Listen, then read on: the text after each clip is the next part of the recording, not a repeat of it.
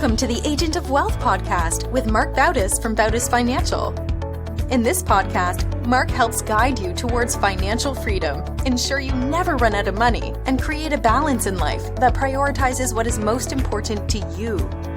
Join us for this journey as Marc draws from years of expertise and guest experts to solve the multiple wealth building challenges involved in your financial life.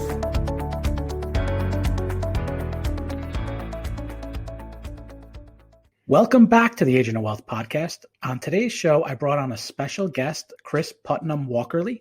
Kris is a trusted advisor to the world's leading philanthropists. For over 20 years, ultra-high net worth donors, foundations, Fortune 500 companies, celebrity activists, and wealth advisors have sought her advice to transform their giving and catapult their impact. She's the founder of Putnam Consulting Group and the recent author of Delusional Altruism: Why Philanthropists Fail to Achieve Change and What They Can Do to Transform Giving. Kris, welcome to the show. Marc, thank you for having me. So I'm looking forward to this topic for a couple of different reasons. One of them is when I first meet with someone, I go over what I call the advice value stack. And that, for a financial advisor, that has on the bottom, managing the money or talking about whether they have enough insurance.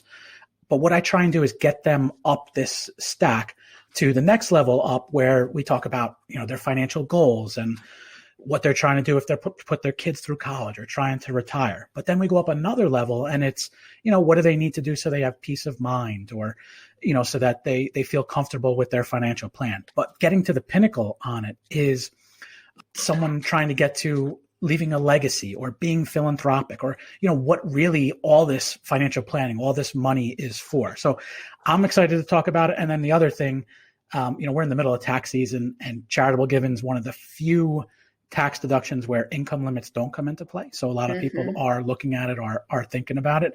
So how did you get into, the charitable and the philanthropic space?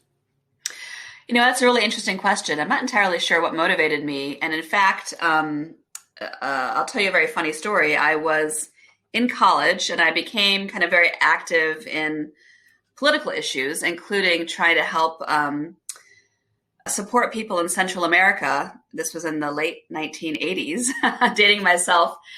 And I actually went to Washington, D.C. for like a March on Washington to support human rights in Central America. And this is the day before cell phones. And I got caught up in a civil disobedience that was being organized by lots of celebrities and got arrested unexpectedly for civil disobedience. And they had us all go into a bus, and the guy, the bus driver, the police officer, whoever it was at the front of the bus said, "Hey, take the first available seat." So I sat down, looked to my right, and who was I sitting next to but Ed Asner, the actor. And he asked me the same question. He said, "How did you get involved in this?" And I didn't actually have a good answer at the time. And I really don't still. But it was just a calling, I guess, in terms of, my focus has always been on the nonprofit sector and on, supporting humanity really in various forms. And I ended up getting a master's in social work, thinking that I was going to manage and run nonprofit social service agencies. But I took some classes in evaluation in grad school and learned the importance of evaluating the impact of nonprofits so that you can improve, the work that's being done. And then I went to work at Stanford University and was evaluating youth and gang violence prevention programs in California that was funded entirely by one foundation, the California Wellness Foundation. And that really was my first entree into philanthropy. I realized that, if you have wealth, if you're a philanthropist, you have access to wealth, right? But that's just the beginning. You need, smarts to go along with it. And so if you bring in the right experts and really thoughtful people, look at best practices and see what's working, you can create a lot of positive change in the world. So I decided to go work at a foundation. I went then to work at the David and Lucille Packard Foundation, which is the family foundation of Dave Packard of HP, which at the time was the largest in the US and maybe even one of the largest in the world. This is before the Gates Foundation. And that was a great opportunity for me. And from there, I started consulting first on the side, and then decided I not only liked philanthropy, but I liked consulting. Mm-hmm. And that began my career. And I've been advising and consulting to philanthropists, foundations, and Fortune 500 companies with their charitable giving and with their philanthropy for the past 20 years. And I think we're seeing a big uptick in charitable giving. I think Fidelity Charitable and Schwab Charitable just released a report recently that said donors gave record amounts of money to support nonprofits in 2020, up 30% from the previous year. And I'm sure the pandemic has a lot that spurred some of that on, but I think it's also probably a trend that will continue. Do you see that on your side as well? Absolutely. I mean, and absolutely, I think the pandemic spurred a lot of that. Both Schwab Charitable and Fidelity Charitable saw that growth in their donor advised funds, which for your listeners that might not be familiar with that term, it's kind of like it's an alternative to starting a foundation, essentially. And it's very handy if you don't have millions of dollars, but you have, say, $5,000, and you can essentially create kind of a charitable checking account called a donor advised fund. Organizations like a local community foundation or a Fidelity Charitable manage it and handle all the transaction, but you as a donor decide which causes you want to support, and you can use that account to fund those nonprofits that you want to support. And there's been a lot of growth in donor advised funds in the past several years in general. And then certainly I think it was a great opportunity, to really respond to the crises, not just the pandemic, but, racial injustice and other crises that have occurred in the past year. Certainly there's always natural disasters, the wildfires in the West Coast, the hurricanes and floods. And so, there's been tremendous growth in giving and an increasing number of kind of vehicles and ways to give as well. Is there, I received a question on the donor advised fund recently where someone asked, they were interested in giving and they wanted to know the differences or why should they consider a donor advised fund versus setting up a foundation versus just writing a check from their checkbook. Is there different reasons for taking either of those paths? Yeah. And what I advise my clients to do first, because that's a common question, is first to focus on the what before the how, meaning to spend some time with yourself as an individual or a company to figure out, what are the issues that we care about, what kind of impact we want to have in our community or on those issues, what kind of philanthropic family do we want to be, really essentially kind of creating your strategy, creating your giving plan in terms of the change you want to see in the world. And only then focus on what I call the how. How will we accomplish that? Where are we? Here's our goals, what we're trying to accomplish. Where are we today? And how should we get from where we are today to where we want to be? And that includes kind of those vehicles. So, is it a foundation? Is it a donor advised fund? Is it just writing checks or issuing payments from your bank account? And a couple things to think about. One is, you can start a foundation, but that's really creating a nonprofit 501c3 organization. And do you, as a donor, want to start an organization? That involves other legal issues, tax issues. Right. You have to manage that. It's not insignificant. So there's some complexity involved with it. Yeah, there's complexity involved in it. And so that's a advantage of a donor advised fund is that it's a less complex. And by definition, there's an organization hosting it. So they're handling the reporting, the compliance, the legal and tax issues for you and the transaction of issuing those payments. But, it depends on the size also. And what you're trying to accomplish. So I would say if you have a lot of money, at least maybe $5 or $10 million to start with, and, you want to, the kind of change you want to make in the world might involve partnering with other kinds of companies or foundations or donors. And it's important to you to create kind of like your brand as a funder. I don't mean your logo, but really who you are and who you stand for. You might need staff to really carry out and execute your philanthropic goals. Then a foundation certainly could be the right approach. But, Mackenzie Scott, who is the ex-wife of Jeff Bezos of Amazon, who is the richest woman in the country, she gave away over $4 billion, that's billion with a B, dollars last year without a foundation, without like an organization behind it, issuing payments, very large grants to many nonprofits. So there's all kinds of options. It really depends, again, on what you're trying to accomplish as a donor. And I know you mentioned the complexity involved in the foundation. Are there any of those three structures that are more nimble than the other ones? Like, let's say if someone wanted to do something quickly, is it somewhat easy to set up a donor advised fund, for example, or is that something that does take time? I imagine the foundation being the most complex probably takes the most time to set up. Yeah, in terms of setting it up, absolutely. You could get a donor advised fund set up, I would imagine, with a community foundation or a large organization like Schwab Charitable or Fidelity within days. That would certainly be the fastest. Or, well, I mean, quite frankly, the fastest would be mailing a check. Although mailing a check might be the longest by the time the mail arrives. Nowadays, yeah. But if someone wanted to, like you were mentioning before, building their brand, partnering with other organizations, could they still do that through a donor advised fund? Absolutely. It really depends on how much you as the donor want to, kind of show up, meaning yourself, be present, not be anonymous and kind of hide behind the donor advised fund. But, your donor advised fund could be called the Putnam Charitable Foundation, right? It doesn't have to be the donor advised fund. You can call it whatever you want. I think it really depends on how you show up, how you partner, your communication, your being proactive about how you're going to get involved in the issues that you care about, and proactively, reaching out, finding other donors, companies, foundations that are donor advised funds that are sponsoring that same issue or cause, and finding ways that you could collaborate or co-fund a project or an issue.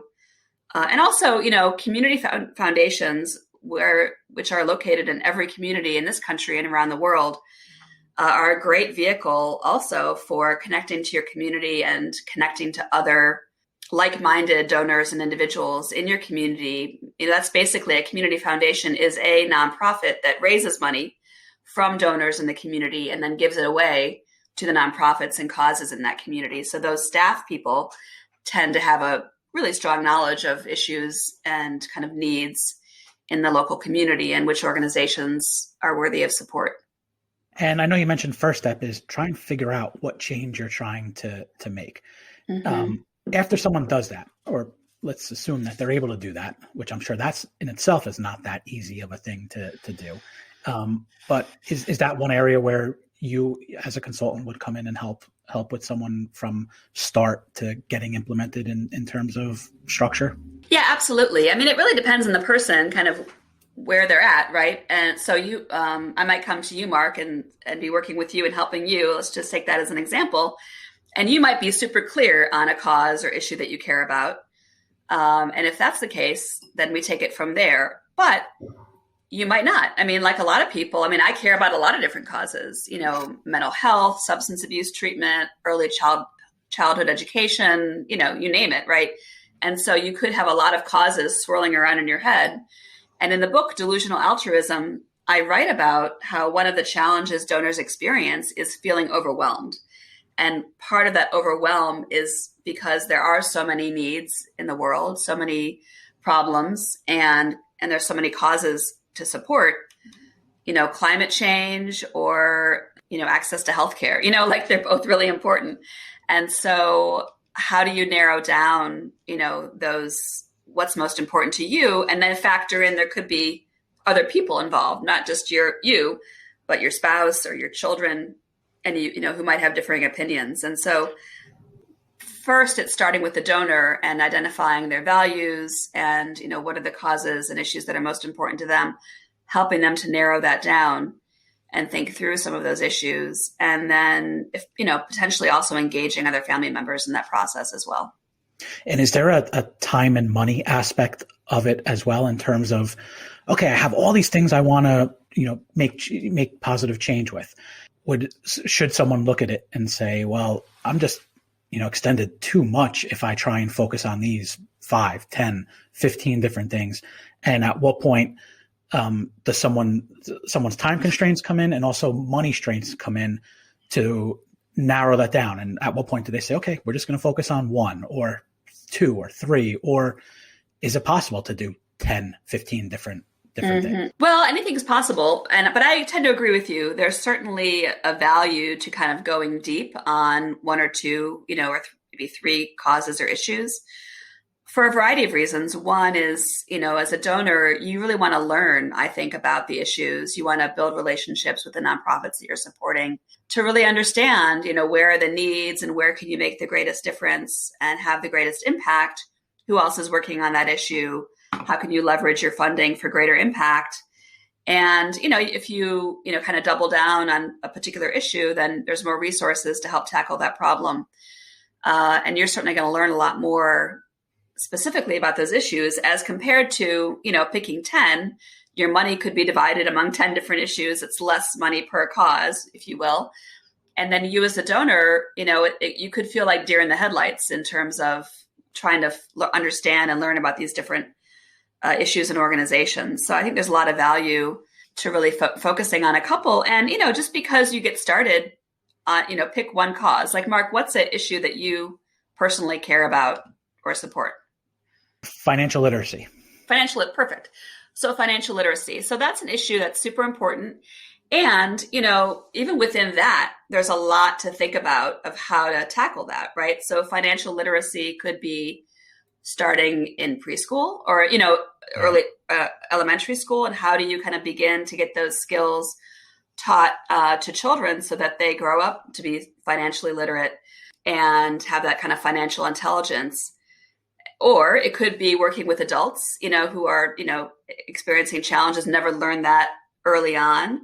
It could be, how do you incorporate financial literacy into college curriculum so that, no kid graduates, or high school curriculum graduates high school or college without a sense of how to manage your money and balance a checkbook. And there's lots of different angles to tackle in terms of like age, who are you targeting, and even what's your strategy?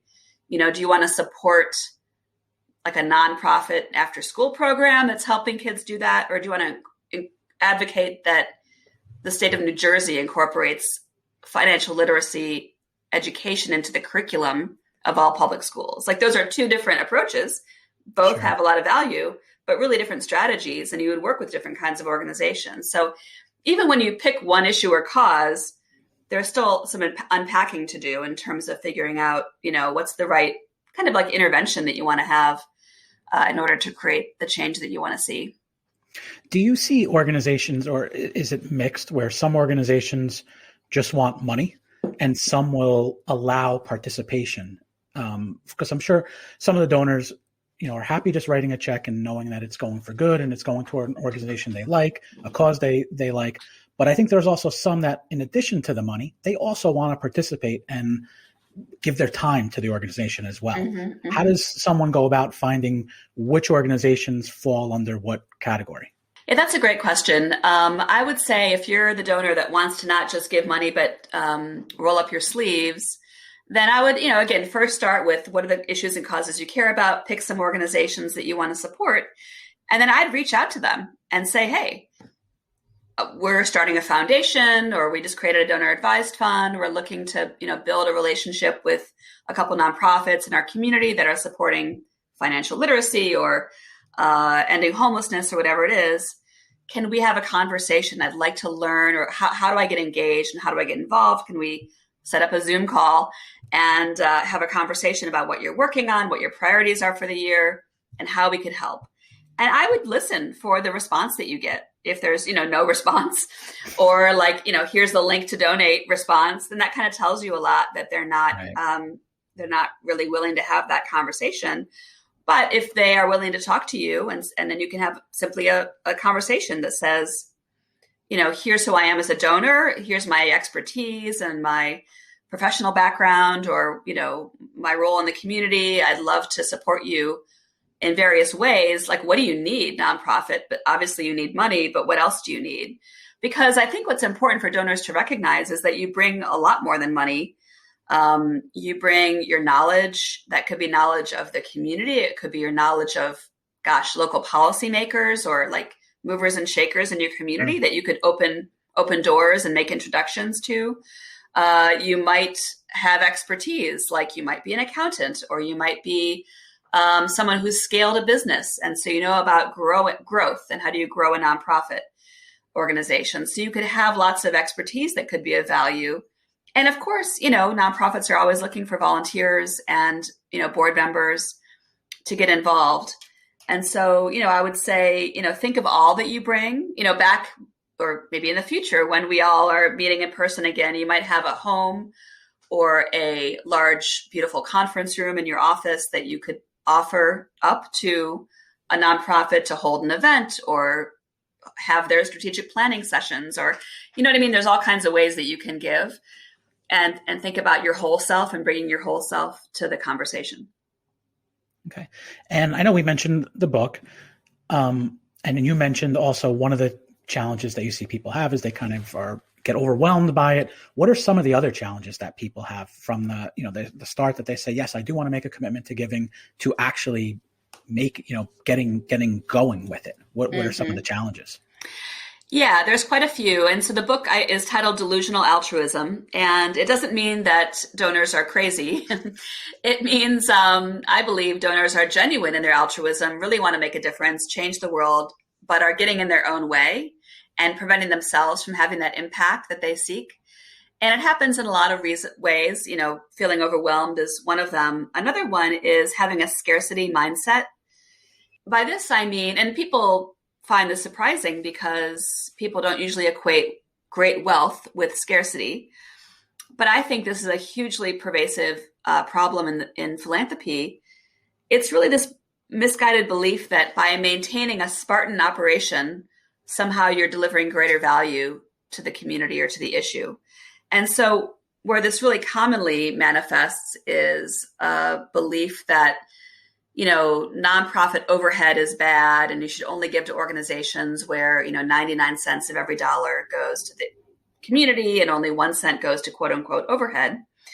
But if you think about it, just like running a business, you need to invest in yourself in order to grow and to be successful and have quality. And if you really believe in a cause or you believe in a nonprofit, that they're doing really good work, then wouldn't you want them to have, top talent that is retained, that, stays over time? Don't you want them to have great financial management systems, the ability to raise funds, a good board of directors, the ability to evaluate their effectiveness and make course corrections and improvements, the ability to, have invested in some technology so that they could, just in case there was a global pandemic, they could easily work from home. Of course you do. You want them to be strong because the stronger a nonprofit or a business is, the more likely they are to succeed and achieve their goals. But too often, and we recognize that for business, we recognize the importance of investing in, talent acquisition, talent retention, research and development, investing in, technological upgrades. But when it comes to nonprofits, we kind of throw all that out the window without thinking about it. And we sort of expect these nonprofits to get by on a shoestring, poorly paid staff, over-reliance on volunteers, ineffective systems. But why, right? Because how is that going to help increase financial literacy? How is that going to help tackle issues of, help increase substance abuse treatment in your community? It's not. And so I think we really need to invest in what it actually takes for the nonprofit to achieve its mission. And, upgrading your financial management system requires some investment. Upgrading, conducting an evaluation requires you have to hire the evaluator. And so I think it's important to recognize as a donor that supporting the capacity of nonprofits really and building those trusting relationships with the executive directors so that you can resource them to do the work that they need to do. Of course, they should be accountable to delivering on their mission and to achieving the results that they're setting out to do.